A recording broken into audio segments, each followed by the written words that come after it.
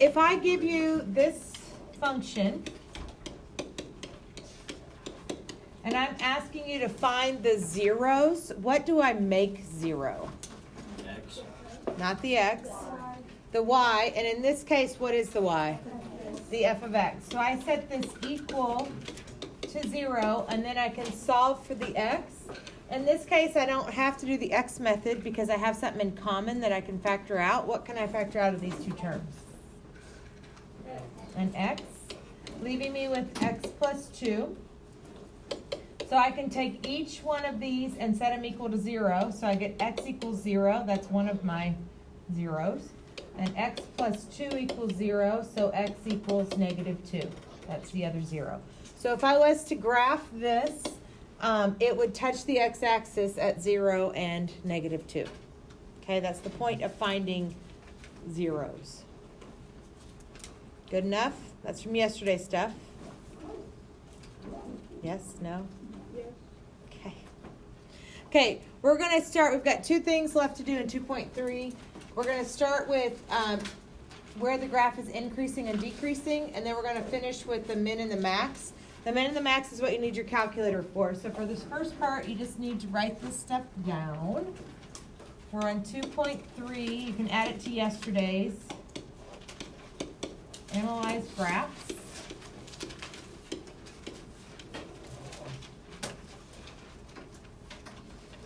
And I'm going to put this graph up here, and you may want to copy it to for our example.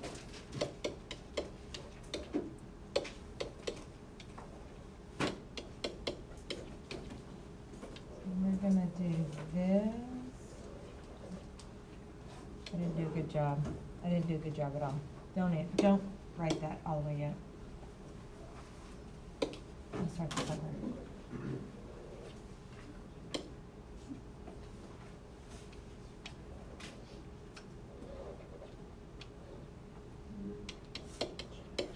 Okay, that's better.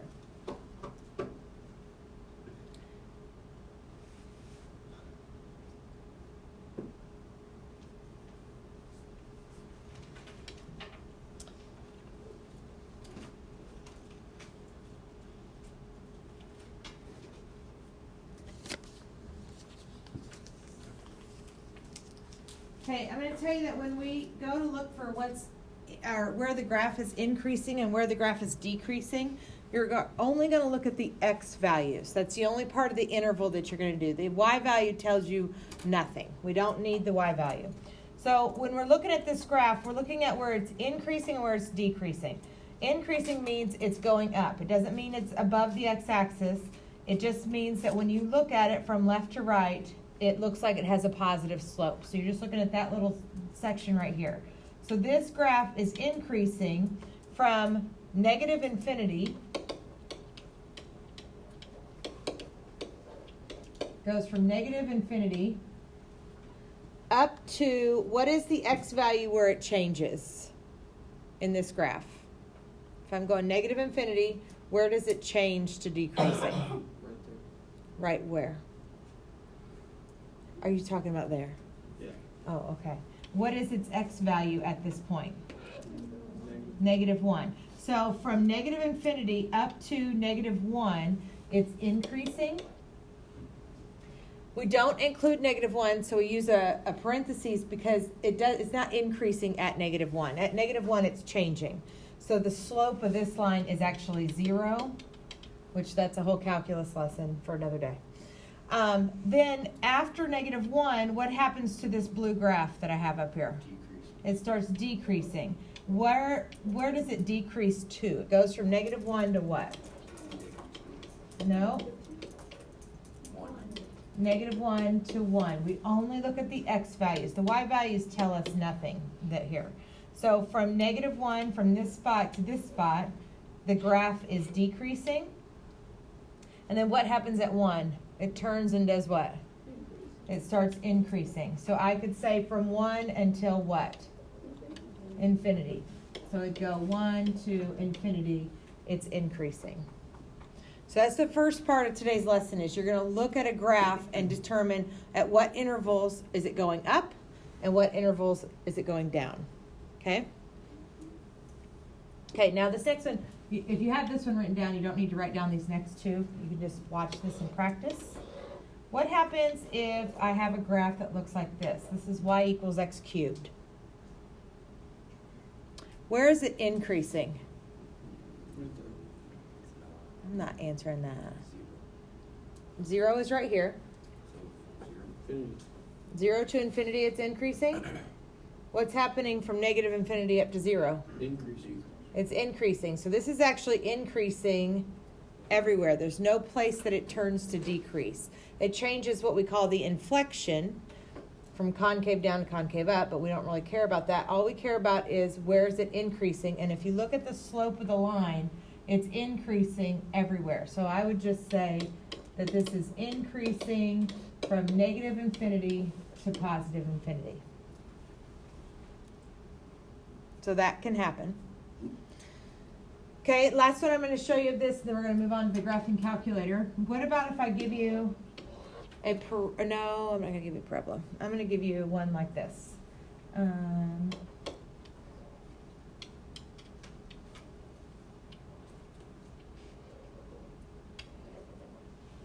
I have this graph here. Let's start with where is it increasing? Negative infinity. Okay, negative infinity up to what? 2. Nope. 1. Nope. 0. 0. Remember, you're looking at your x values to state your interval. So from negative infinity all the way out here up to 0, the graph is increasing. What is happening from 0 to 2 here? From here to here? It's neutral, so we're going to call that constant. When it's constant, we'll go from 0 to 2. And then what's happening after 2? After here, it's going down. So it's decreasing. Decrease from 2 to infinity. Okay? The hardest part on these that people mess up, a lot of people can tell where it's going up and going down. They forget that you're using the x values to actually state increase and decrease. So make sure you're using your x values. Okay? Good enough? Okay. Don't write this part down because we're going to move to our calculator in a minute. But we're going to move on to relative min and max. And what that is if I have a graph that looks like this, I'm not looking for the highest point and the lowest point. I'm looking for the changing points. So the relative maximum for this would be right here. This is what we'd call the relative max. And the relative min would be right here. Minimum's going to be where it's changing from decrease and then changing to increase. And maximum's going to be where it's changing from increase down to decrease. So we're going to find that in our calculator, and I'm going to show you how to do that. But this is what we're looking for. We're not looking for the highest point of the graph. We're looking for the changing points. Okay? So we're going to start with the equation. Well, I'm going to write it on the board. But the equation we're going to do first is y equals, I'm going to write it here because I'm going to click out of here and go to my y equals 3x squared minus 4x minus 2. So we're going to get our calculator and we're going to refresh our memory on how we type into our calculator. So everybody has their calculator in front of them. You're going to go to y equals, that is right up here in the left-hand corner. And we're going to type in that equation that I have written on the board. You're going to do 3, and then the x that you use is right underneath mode. 3x squared, and because we're just squaring, I can use the squared key, or you can always use the house chop key. That gets us up to the exponent. That's right underneath clear. And then I've got minus 4x minus 2. How did you get the x next to the 3? The x is right underneath mode. It says xt theta n. right underneath mode there. So once everybody gets that in, thank you.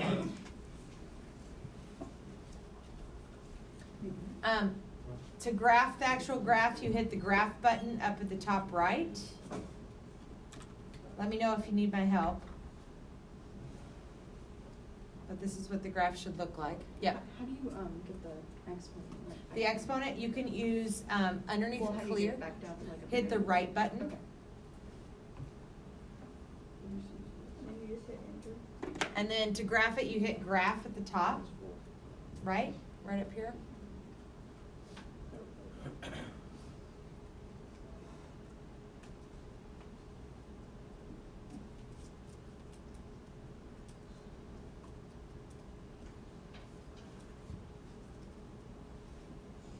Okay, everybody has a graph? Okay, is this a relative min or a relative max? Minimum, because it's changing from decrease to increase. Good. Okay, there's two ways to do this. I'm going to show you the first way, which is not super accurate all the time, is you hit this trace button that's right next to graph, and you get that little blinky thing on there, and then I can trace down to what I think is the lowest point. And I could say that that point is, this minimum is the point 0.61 comma negative 3.3.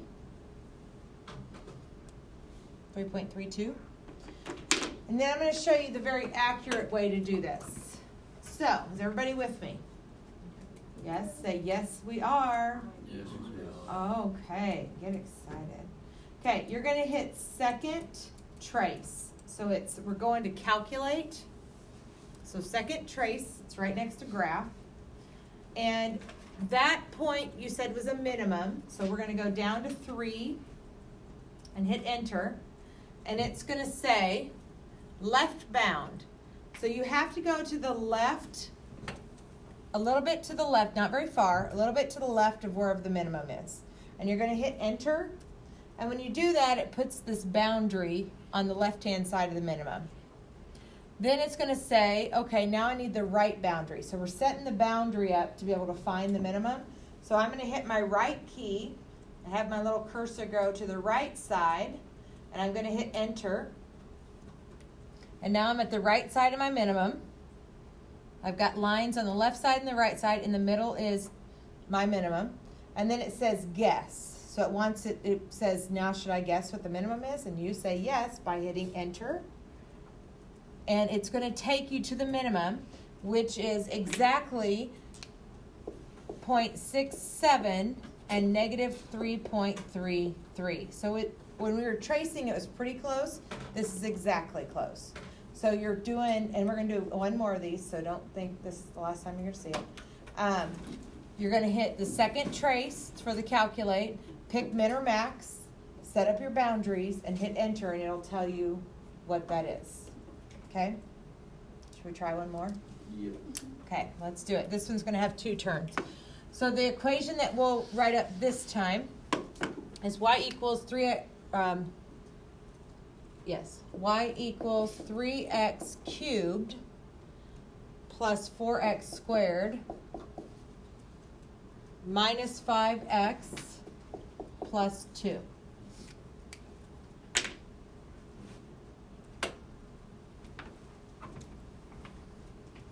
I'll put mine in 2. Clear that out of there. So what I say, 3x cubed plus 4x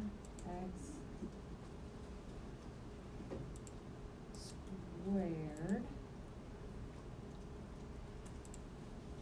minus 5x plus 2.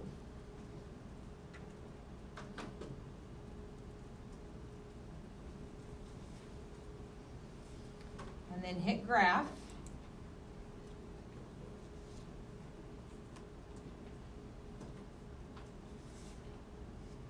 And make sure your graph looks like my graph.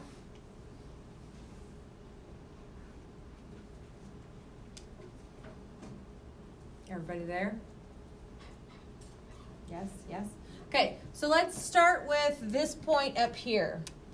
Is this point a minimum or a maximum? Maximum. It's a maximum.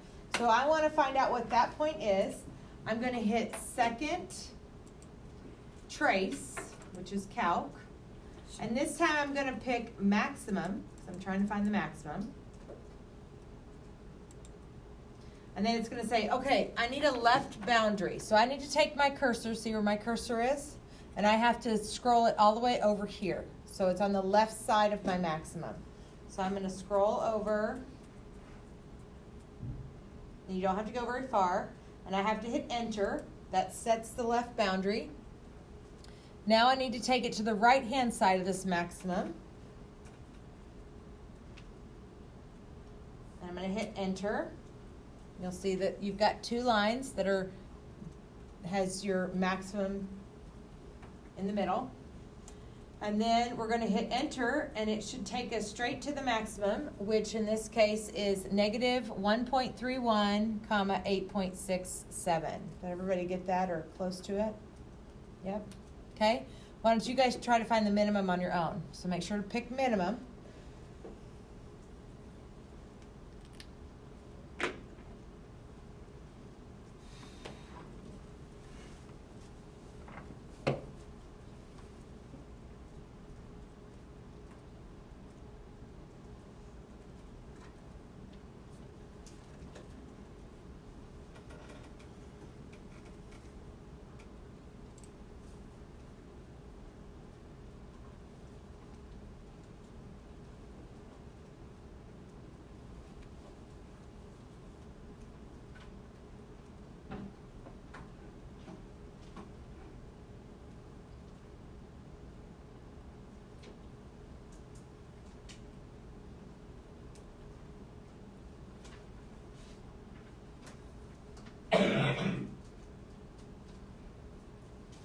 Okay, so I'm going to hit second trace. I'm going to pick minimum. I'm going to go do the left bound, so the left side of my minimum, hit enter.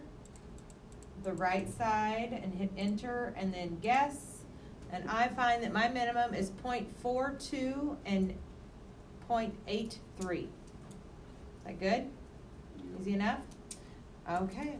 All right, so let me give you guys your assignment for today.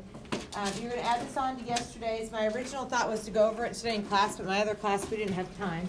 So we'll go over it tomorrow right before your concept quiz. You're going to add on to it. You're going to go page 207. Oh my gosh, that's real light. That's a pretty blue. 31 to 57 or 52 that you're going to skip number 38. So if you weren't here yesterday, yesterday's was 1 through 24. And then, so all of this is due at the beginning of class tomorrow.